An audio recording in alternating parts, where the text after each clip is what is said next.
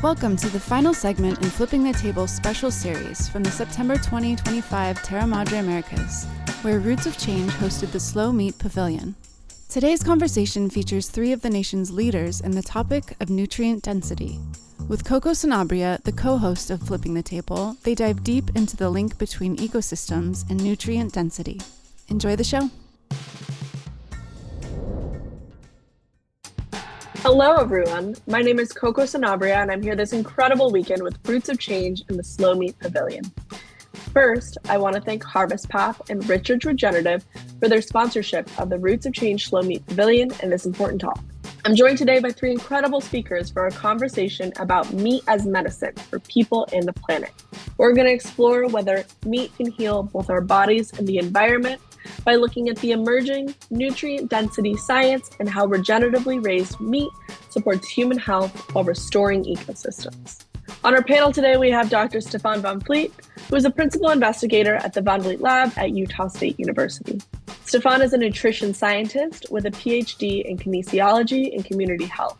His lab works at the nexus of agriculture and human nutrition, frequently collaborating with farmers, ecologists, and agricultural scientists to study critical linkages between sustainable agriculture, nutrient density of food, and human health. Some of the lab's current work is focused on exploring how regenerative agriculture, a more climate-friendly production practice, can impact the nutritional quality of these foods and the animal health. Additionally, the lab is conducting the first ever randomized controlled clinical trials to study human health responses to eating foods produced using regenerative agriculture practices to see if there are any appreciable effects on human health. We're also joined today by Mary Purdy, who's a registered dietitian nutritionist and eco-dietitian, bringing together human and environmental health. She is currently the managing director of the Nutrient Density Initiative and adjunct faculty for the Culinary Institute of America, where she teaches sustainable diets and public health.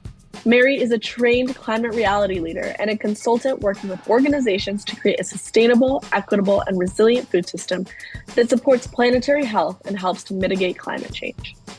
Mary is a leading voice in nutrition and sustainability, and you can engage further with her work through her 2 books and over 130 episodes of the Good, Clean Nutrition podcast. Finally, we also have Sara Keough, who is a board-certified and licensed nutritionist with over 10 years of clinical experience. She's the founder of the Eco Nutrition LLC, a functional nutrition practice that utilizes advanced diagnostic testing to identify the root causes of a wide range of health conditions. Sara is now based on a regenerative ranch in Montana, where she has deepened her commitment to land stewardship, nutrition, and human health through her work in ranching and farming communities. Her career began in ecological conservation in Colorado, and her background in environmental science continues to shape her integrative approach to healing. She is dedicated to building stronger collaborations between regenerative farmers and healthcare professionals who both play a vital role in healing both people and the planet. Let's jump into it. I'm going to start us off with something broad, something to level the conversation. In all three of those bios, we heard the term eco-nutrition. So Mary, I would love for you to tell us what that means and how that changes what's on our plates beyond just nutrition. But I want you to set the big picture. Okay, thank you, Coco. So I would say eco-nutrition is all about this concept of one health, right? That we as humans are inextricably connected to the health of the environment, the health of animals, the health of wildlife, and that their health and our health is codependent on one another and interdependent. And currently, what affects the environment affects our health. Our current industrial processes for creating and producing food in our food and agricultural system is wreaking havoc on our environment, whether that's through the use of agrochemicals, monocultures, creating lots and lots of ultra-processed foods. All of that is having an impact on human health. The health of our water, our air, our soil, which is all affecting the nutritional content and nutritional quality of food. That's number one. Number two is what we've realized is that our food and agricultural system is a big part of the problem, but it also can be part of the solution. So what we choose to eat and advocate for can make a big difference in terms of improving the health of our planet, our soil, and ultimately improving the health of our own people and communities. So it's really about eating with the planet in mind. Sara, over to you. You work with many patients daily. You have these conversations and you bring eco-nutrition directly to people's plates and what they're planning. So can you bring it back to the personal level?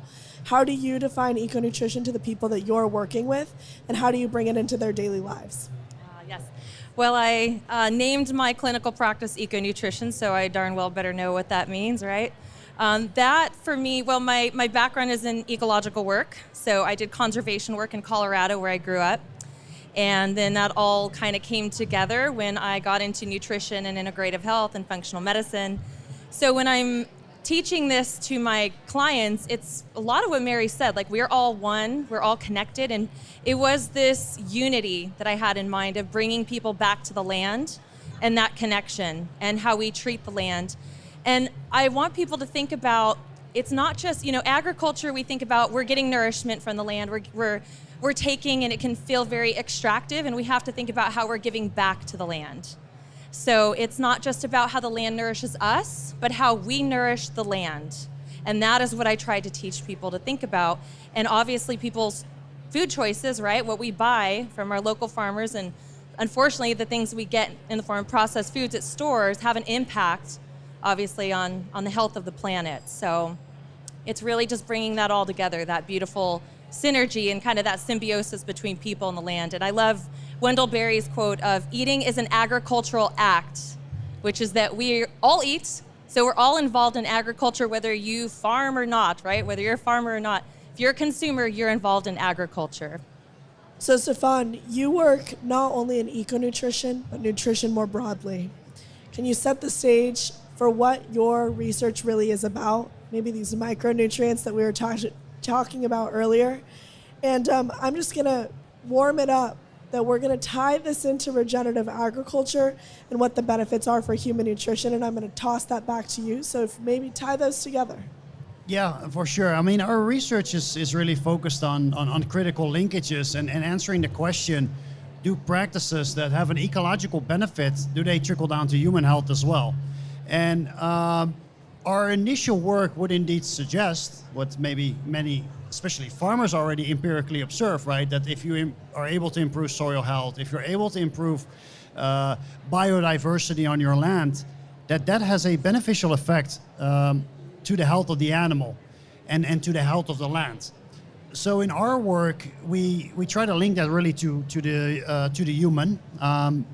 Where we're at in the stage now is doing a lot of nutrient density profiling of foods from different production systems.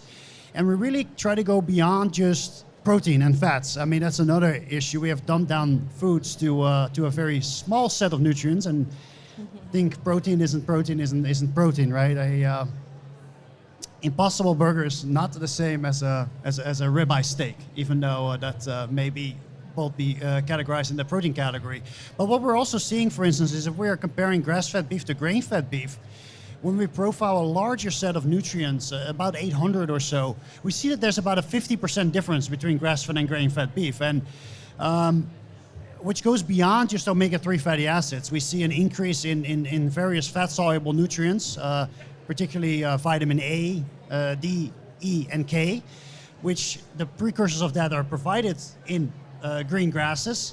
We also see this flow of phytonutrients, and what are phytonutrients? They are polyphenols, flavonoids. These are by all estimates, 30,000 compounds that are found in plants that then make their way up through the animal and actually also provide flavor to it. Like earlier on, we were talking about the lamb chef, talk, yes.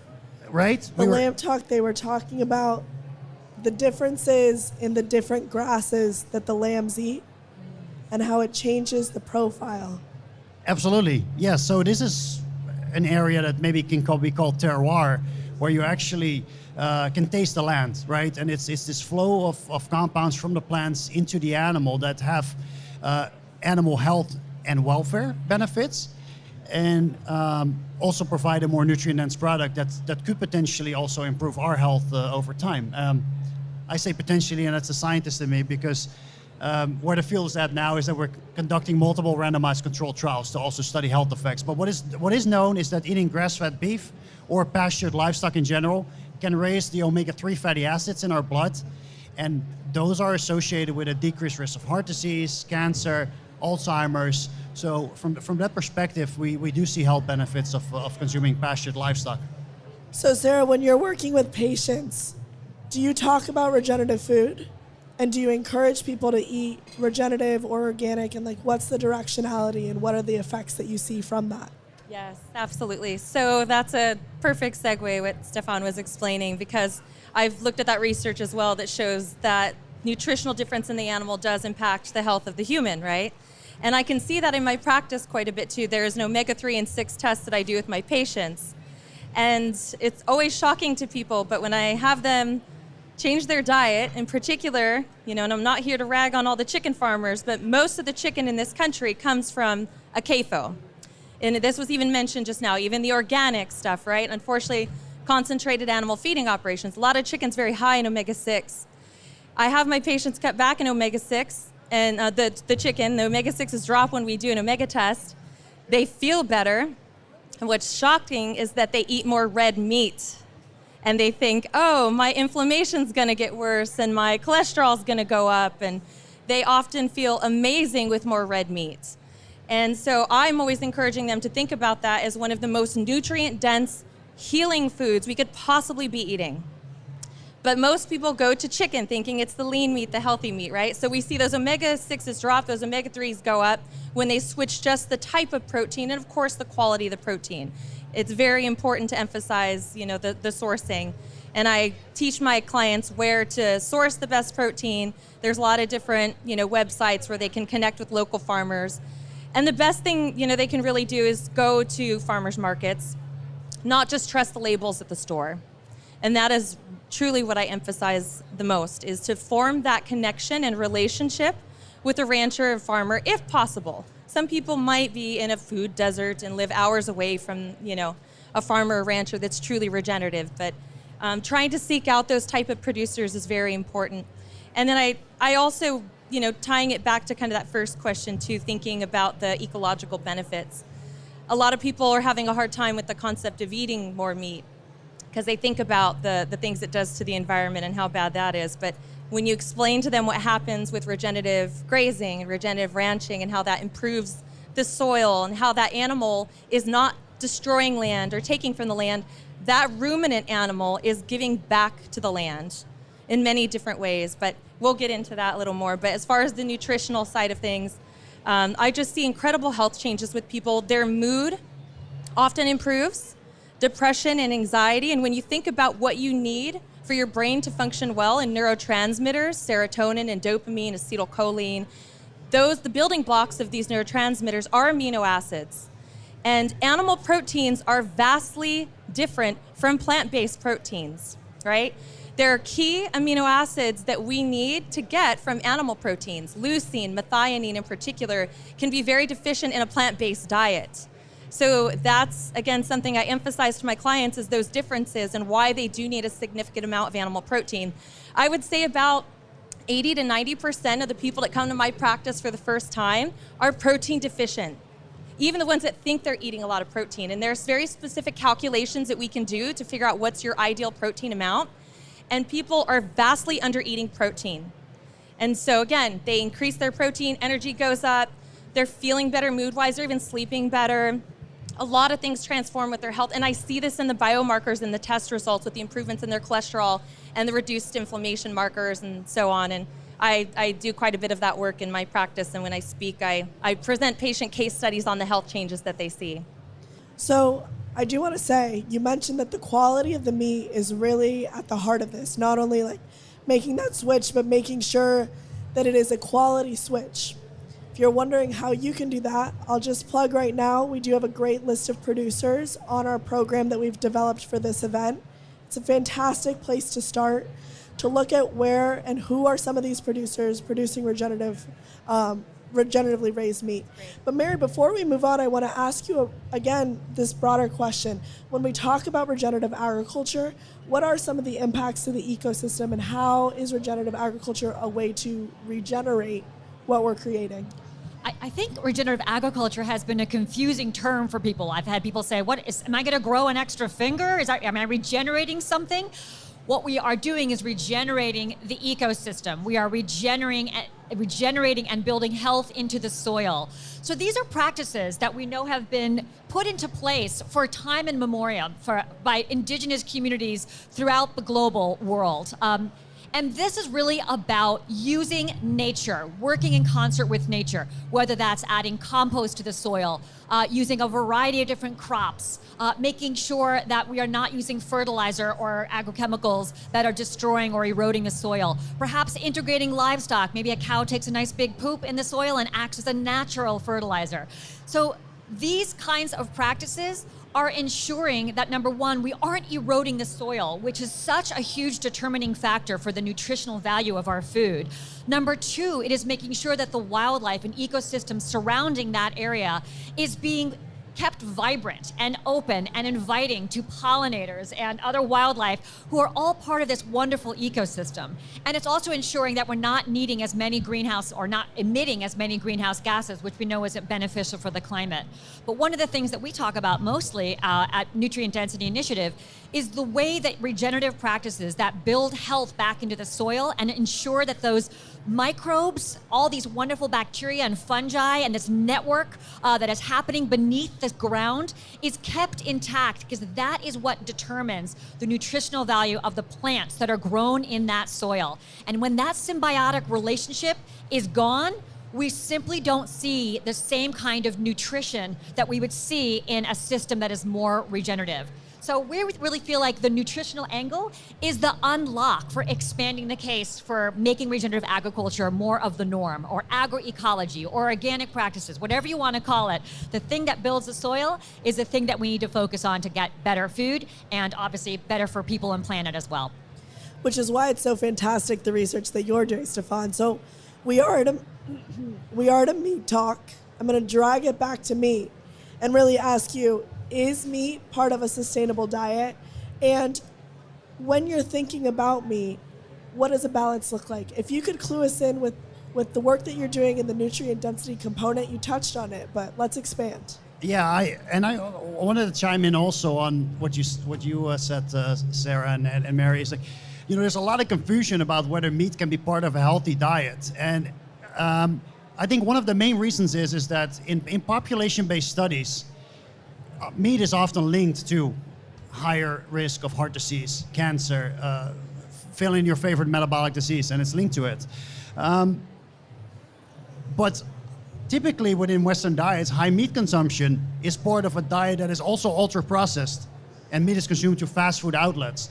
So when you study the people that consume meat as part of a healthy diet, rich in fruits and vegetables, low in ultra-processed foods, you get what Sarah describes as quote-unquote paradoxic improvement in health. And we see this in randomized controlled trials as well. And the interesting part about that is that within randomized controlled trials, you typically don't plow people full of ultra-processed foods, right? When you're studying red meat, you do it as part of a healthy diet.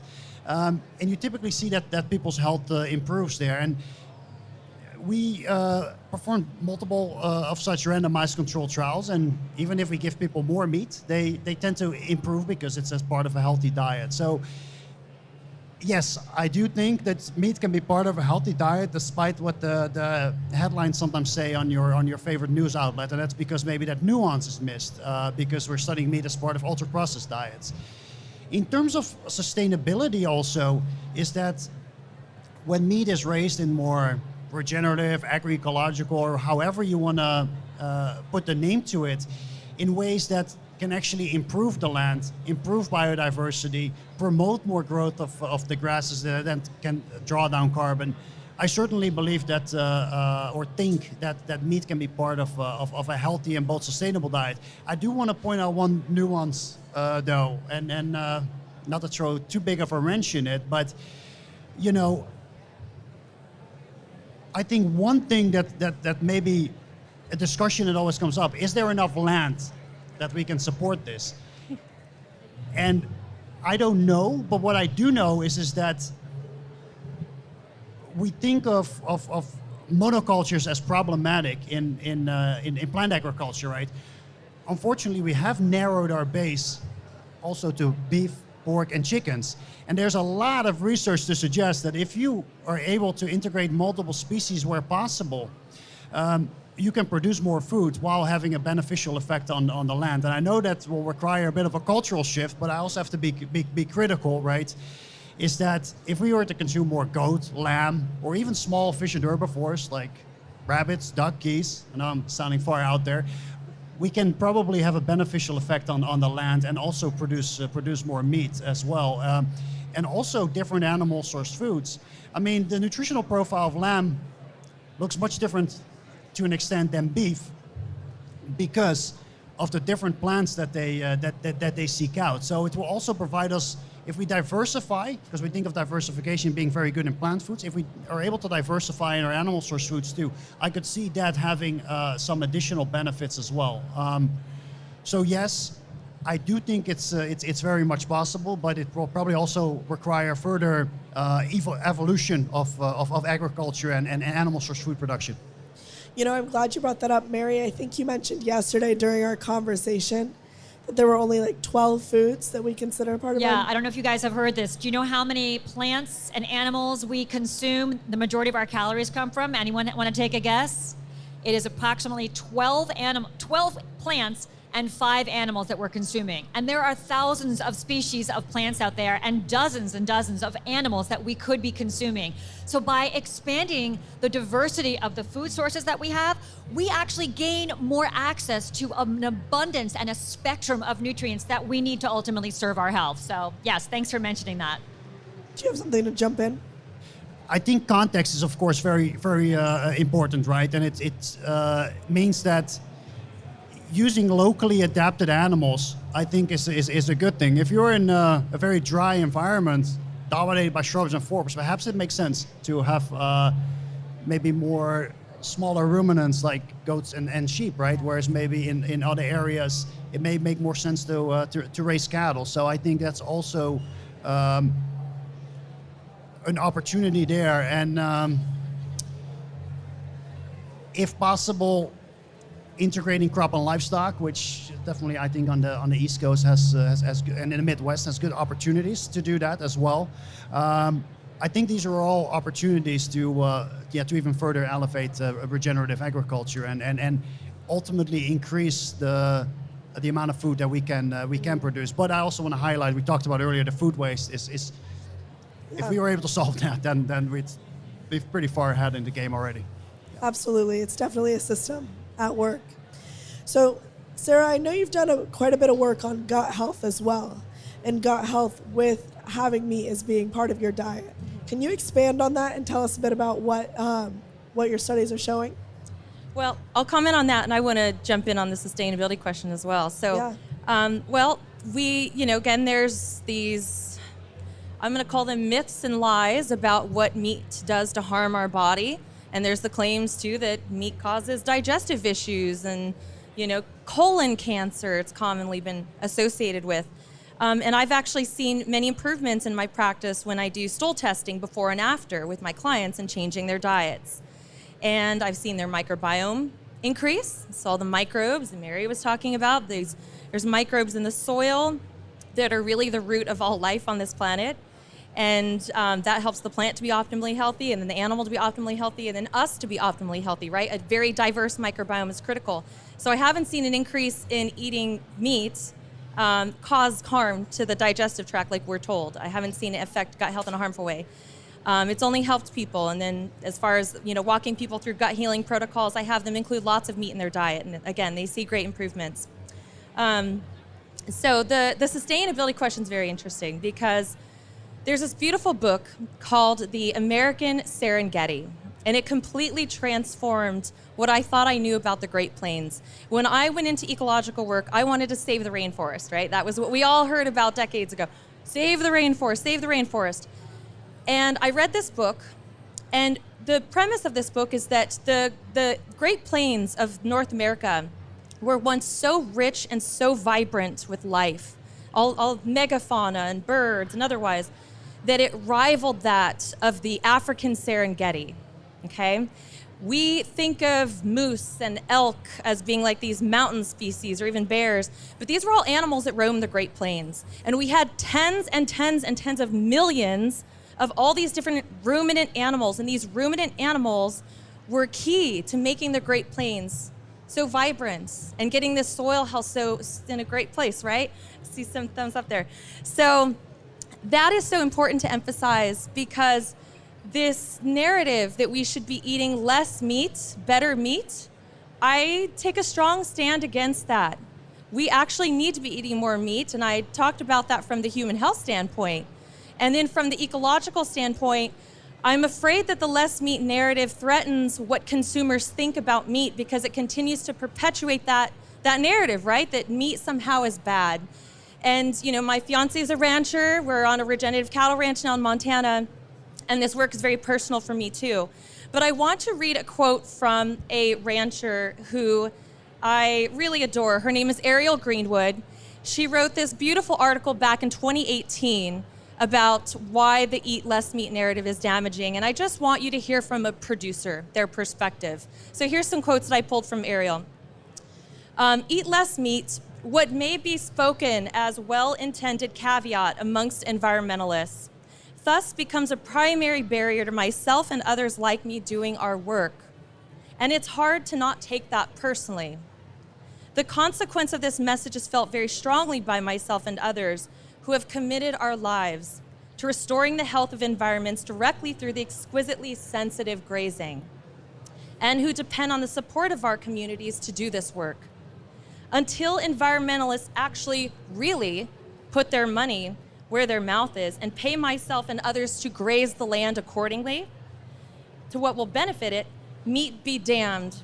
We have to sell the surplus from our herds to people off the land base in order to foot the expense of being human on the planet. Telling the public to consume less of anything frames that item as a guilty pleasure and thereby exempts it from the standards to which we hold our staple food. And that last two words are so essential. Meat is a staple food of all civilizations on this planet. And it's such a vitally important and nourishing food that I think we need to change that narrative, and it needs to be more meat, better meat. There is also a balance, though, because ultimately we do have a limited amount of space on the planet and a growing population. And so I hear you in finding that balanced diet, that it's not simply cutting things and making sure that you're not demonizing Correct. what's going on. But I like that you ended with that better meat contingent as well, and really bringing together that what's really important is looking at where what you're eating is coming from and how that comes back to it. So I want to bring it to you, Mary, with this, is meat part of a sustainable diet? And if you could touch on the cultural context also considered when selecting the quality and the types of diets that you're putting forward and how that fits with meat. Yeah, thank you. I was in clinical practice as well for about 13 years. And what I really knew was that when people came into my office, you had to meet them where they were at. You had to ask them what they needed, what was culturally relevant for them, what they could do, what would they had access to. And so I think when we think about diet, when we think about including meat in the diet, we need to look at the individual and to understand, do they have a cultural connection to some meat? Do they have only access to certain kinds of meat? That is a key part of that discussion. The other thing is that, can meat be part of a sustainable diet? Absolutely. And I think it really is about the how, right? It's not necessarily the cow, it's the how. But the truth is we are consuming about twice as much protein as most people, not everybody. Everyone's got their own individual needs. But I think in general, we're consuming more protein than we need in general. And 95% of meat is coming from those CAFOs that Sara was talking about, those concentrated animal feeding operations where the animals are mistreated. They are kept in areas and places that are not natural environments for them. We know that the people who work in those industries are sometimes not treated well or are exposed to things. Very often those are marginalized BIPOC individuals in communities who are feeling the greatest effects. So when we talk about including meat in the diet, it really is contextual. It's not about just including meat in general, I would say, but looking at the person, what do they have access to, and can we advocate for better meat in our society and the structure and the systems that we have set up? How do we make sure that meat comes from a source that is more sustainable, more regenerative, about building the soil, about grazing in a way that actually nurtures the land? So I think there's a lot of nuance to it, but I would say in general, we need to eat less meat. So I'll counter that just because I feel like it's good to have differing opinions on the panel so that we can see different perspectives and where they come from depending on the communities that we're trying to serve. Okay, so this is great because let's bring it to the consumer overall. We have a lot of differing opinions that we hear about in our day-to-day. And ultimately, hopefully we get to go to a farmer's market. There are instances, absolutely regions where that's not accessible, and your only opportunity is to walk into a grocery store, whether that's weekly or every couple of weeks. And so I want to bring it back to that choice of a consumer in the context not only of the store that you're shopping in, but also in the context of the other areas that we're eating in life. Schools comes to mind. Are you eating at a work cafeteria? That also comes to mind. And I'm curious about if the three of you could answer, what are some things that should really be considered when you're designing a diet from a health context and from a sustainable and climate context? What are the opportunities in each of those areas of choice that people can ask themselves? What questions can I see when I'm going forward? Mary, I'm going to start with you. Oh my gosh, that's a whole heck of a lot of questions right in there, but I'm going to see what I can manage. Again, it is about the individual. What can you do? What do you like? What is your culture? What do you have access to? What can you change? Because we know everyone feels a lot of pressure to somehow save the planet with their fork. And I used to think that was a possibility. It ain't anymore. It's not just about the individual choice. It's not just about putting the onus on the consumer to make the right decision or the right choice, which they may not even have, right? They may not have access to something that's as beautiful as a regeneratively raised lamb or goat or something like that. But how can they make a choice, or how can they advocate for more sustainable or regeneratively raised grown foods that fit into their diet, their lifestyle, or perhaps in the context in which they spend time? Their school foods. Are they a parent? Are they a kid? Are they a grandparent who can actually say, hey, we want foods that are made actually in a way that support the environment? How can we make that happen? So I think more than just our forks, we can vote, or we can use our voices and our votes to make change as it relates to the bigger system and seeing ourselves as part of a bigger picture than just looking at our own plate and silverware in front of us on our own tables. Sarah, I'm going to toss it to you. You've done some work with local food networks, especially now I feel like you have an opinion, perhaps not, of moving out into a ranch and how accessibility changes as you're in these different environments.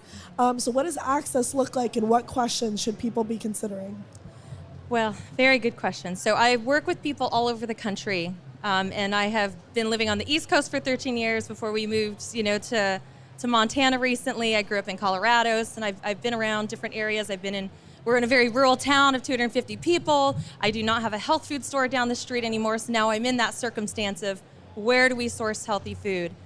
And I work with a wide range of ages of people, okay?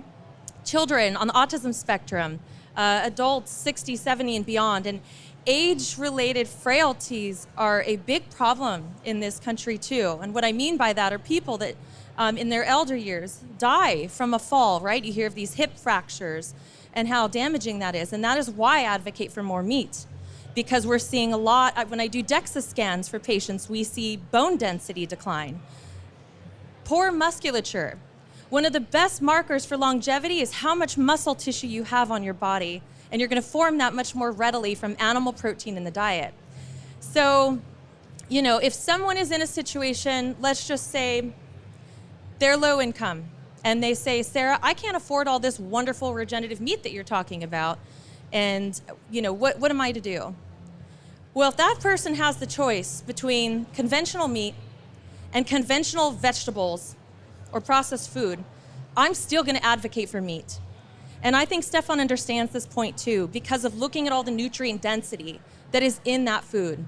I'm not going to stand up here and, defend CAFOs and cruelty to animals and inhumane treatment, right? We all want that to change. I think we can all agree on that. But when people are faced with that choice of, this is really all I got, I'm still going to advocate for them to eat those animal proteins. If they have the choice between just all conventionally, right, non-organic food. And I'm really proud of Montana because of what they're doing in that state. A lot of amazing organizations and nonprofits that are working on providing better, networks and supply chains for our producers. I mean, I'm in a cattle state, right? So we're talking a lot about ranchers, but now we're getting programs where we're getting meat into schools for children. And children, they absolutely need that meat consumption for their growth and development. There's some really interesting research from Ty Bill, who I have presented his work in some of my studies, where he looks at organ meat, the nutrient density of organ meat. And it takes just a gram of liver a day to give a child a third of some of the most critical nutrients they need for growth and development. Bioavailable zinc, bioavailable iron. When I say bioavailable, those nutrients are in a more absorbable, bioavailable form to the body versus what you get in plant food, right? I see some people nodding their heads at that. So the child is getting all these critical B vitamins, everything from organ meat and animal proteins. So, and I don't want to just make it about red meat. This is a meat is medicine panel, so of course I've been focusing on meat, but eggs, fish, the variety of ruminant meats, right? Goat, lamb, we have to really expand that, and that's a challenge, right? People, again, we have to work with what people have access to. I think Stephan's dying to say something. Yeah, I mean, what I think indeed, and you're right, Sarah, also, I mean, we did a randomized controlled trial, which we're going to publish probably next year, and we compared regenerative versus conventional agriculture within that study. And a major driver of improvements in health was just not consuming ultra-processed foods. So even when people with maybe low access to only regenerative, right, you could still see a rapid health improvement if people just started to eat more fruits and vegetables, more whole grains, less ultra-processed foods, more animals, well, not more animals, but maintain their animal source foods, but eat minimally processed animal source foods, dairy, eggs, meat as well, fish. So that's an important nuance, that rapid health improvement. And I also think what is really interesting is that actually, we talked earlier also, you brought up the part of colorectal cancer and also sort of nutrient absorption. And what we actually see is that if you eat animal sourced foods with minimally processed plant foods like fruits and vegetables, you actually see that the uptake of iron, for instance, from beans can be increased when you eat it with meat. So if you next time think about chili, it's not beef or beans, it's probably beef and beans, because you get this synergistic effect, more iron and zinc uptake from the beans, but then also the nutrients that are found within plant foods can actually, some of the formation of these potential carcinogenic compounds, they are greatly reduced. And that's why you see in maybe Mediterranean populations that eating processed meat, well, this is done with spices and herbs and we're at slow food, right? Slow fermentation. You see actually that you can get the best of both worlds in that regard. So when I think of like a sustainable diet, I think of this as a diet that is rich in minimally processed foods that are very nutrient dense, and by increasing that nutrient density, we also improve the flavor density of whole foods. And I think also having more flavor in whole foods, it makes it easier for populations and children to maybe eat a carrot, right? And you enjoy snacking on a carrot, right? So those are, I think, important things as well. So I think that's sort of the bigger picture. And I want to make one more case for the true cost of food. When we think of food as being expensive, right, is that yes, if we buy cheap food that is ultra-processed or not grown in a way that is beneficial for the environment, and then maybe the other foods are more expensive. But mind you, as a consumer, we pay for these things elsewhere, right? through our water bill, because we have to clean up waterways, through soil eutrophication, through our healthcare bill, right? So while our food may seem cheap on our grocery bill, as a consumer, we do pay for this as a society, just elsewhere, just not on our food bill, but in terms of other bills that we receive. So I also encourage you to think about that. And also, typically, if you are have improvements, have healthy foods towards children, right? Because oftentimes one of the things that people think of is in school lunch programs, well, the cost is the only consideration. But can you imagine if you give children healthy foods, their productivity would be a lot greater, and ultimately that extra cost would be you make up for that easily in terms of productivity, in terms of children getting a better education and growing up to be very productive members of society. And I think if we take away the idea that it's a cost and make it more of an investment, that can really change the way that we think about what it means to spend money on these things. Thank you. I want to tie it back. I'm going to open it up for questions from the audience, but I really want to tie back the conversation, a couple themes that I heard. This idea of balance, this idea of educated choice. When the opportunity arises to not only help yourself and help your families, but also help the planet. And I do think that, that was one of the reasons that we put this panel together today, to have that conversation and see what the opportunities are for engaging in a better ecosystem. So let's open it up to the audience. We have time for about 1 to 2 questions. So I'm retired, but I was a nurse practitioner and a nutritionist. And a lot of times the patients surprised me, right, with what they did or what we did together, and then they came back, and it was very different for each person. But the patient that I had the most difficulty with was the rigid one, the carnivore that would never touch a vegetable, the vegan that would never touch an animal, and they were desperately needing the other. So how do you guys deal with that at all? It's about that balance, right? And I want to advocate for diversity in the diet as much as possible, which is what I do with all of my patients. We've seen studies that, say over 30 different plant foods a week are correlated with more diversity in the microbiome, which is beautiful. So I want lots of colors on the plate, lots of diversity with that. And then again, the diversity with the animal proteins too. I've worked with patients that have come to my practice that are hardcore vegans, right? And I say, well, why are you here? If what you're doing is working for you, why are you here? Or the carnivore. If what you're doing is working for you, why are you coming to see me, right? They have some issue that still hasn't been fixed from the root cause level. And so it's a matter of helping them get to that balance, and the testing, for me, what I do in my clinical practice is what takes that to the next level. Look at all the nutrient deficiencies that you have on your restrictive diet. Look at what's going on in your gut microbiome. You're starving your microbes. And so making that case from what's happening physiologically in their body is where I get people to start to shift. And by asking questions and being curious, right? And just why did you choose this type of diet? How has it served you? And, kind of going from there. But asking questions and getting curious rather than meeting them with, you have to do this, right? And to Mary's point, meeting people where they're at and finding what they're willing to change. It's all about helping them feel better and reach their health goals at the end of the day, right? I had a vegan patient whose doctor, she was anemic, and her doctor had said, I think you should eat a little bit of meat. And she was very against it. And I said, what would make it easier for you to eat just a little bit, to try a little bit? And I said, we talked about having her say a little prayer and a little gratitude before she ate the meat as a way to just feel like she was connected to the animal. She was grateful for the opportunity to get the nutrients that her doctor was recommending that she get from this animal. That was the vegan patient. The carnivore patient that I have had worked with who didn't eat any vegetables, we started having a conversation, and he said, I hate all vegetables. And as we started talking more and more, I finally found out that he loved pickles. And he was like, oh, pickles are a vegetable? I said, yes, indeed they are. Let's find out how we get more pickles on your plate. So when people say they don't like vegetables, it's because they haven't seen them prepared or tasted them prepared in a way that they loved, or they don't actually know that a pickle is a vegetable. Stephan, we don't have time for any other questions, but this question reminded me of one other thing. this idea of the athlete versus the couch potato and muscles, and making that connection to what people are eating and reminding people that, hey, an athlete eats a balanced diet also. Can you make that comparison? Draw that image?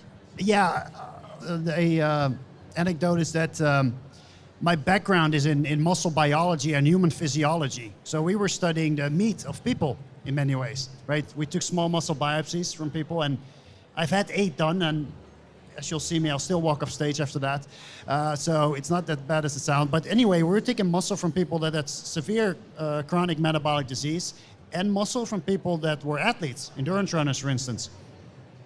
Then we would often compare the metabolic state of these. And then once we start to do work in animals as well, when I first saw our metabolomics data, I was like, this reminds me of the work that we still do, but also did, comparing athletes to people with metabolic syndrome. And it's really interesting to see that the grass-fed animals look very much like those athletes, and the grain-fed animals start to show all hallmarks of metabolic dysfunction, just like you would think in a human that starts to develop a lot of metabolic disease. So I also encourage you to think about this as like not just nutrition, but animal health. And a healthy animal is a nutrient-dense animal, and a nutrient-dense human is probably also a healthy human. So that's, I think, the way. And even to the plant. We also want to, I know it's about meat, but a healthy plant is probably also a nutrient-dense plant. Yeah. And this is not a recommendation to eat humans, just so we're clear. No, it's not a recommendation to humans. No. Thank you, everyone. That's all the time we have for today. We hope you enjoyed the show. Please share it with your friends and listen to our next monthly episode of Flipping the Table, hosted by Roots of Change, a program of the Public Health Institute, a nonprofit organization dedicated to building a healthier world.